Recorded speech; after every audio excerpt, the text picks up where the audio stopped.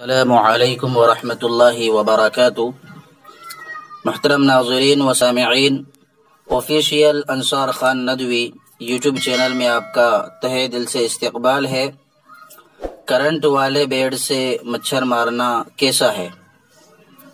سوال یہ ہے کہ آج کل ایک قسم کے ہاتھ والی مشین نکلی ہے جس کا استعمال مچھر کو مارنے کے لیے کیا جاتا ہے۔ اس میں کرنٹ کا تار ہوتا ہے مگر اس میں لگتے ہی جل کر مر جاتا ہے۔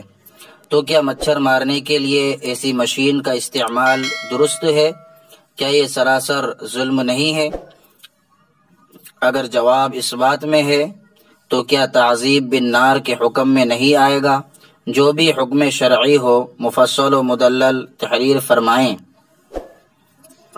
جواب یہ ہے کہ کرنٹ والے بلے کو ہلا کر مچھروں کو جلانا مکروہ ہے، اس لیے کہ اس میں بلا ضرورت جاندار کو آگ سے جلانا لازم آتا ہے جس کی حدیث میں ممانعت ہے، اور مچھروں کو دفع کرنے کی اس کے علاوہ بھی بہت سی تدبیریں موجود اور مؤثر ہیں، انہیں استعمال میں لانا چاہیے۔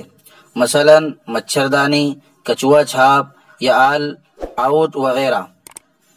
البتہ اگر کرنٹ والی مشین کسی جگہ رکھی رہے اور مچھر وہاں جا کر خود بخود مرتے رہیں تو اس میں حرج معلوم نہیں ہوتا، کیونکہ یہاں جلانا نہیں پایا جا رہا ہے بلکہ خود جلنا پایا جا رہا ہے۔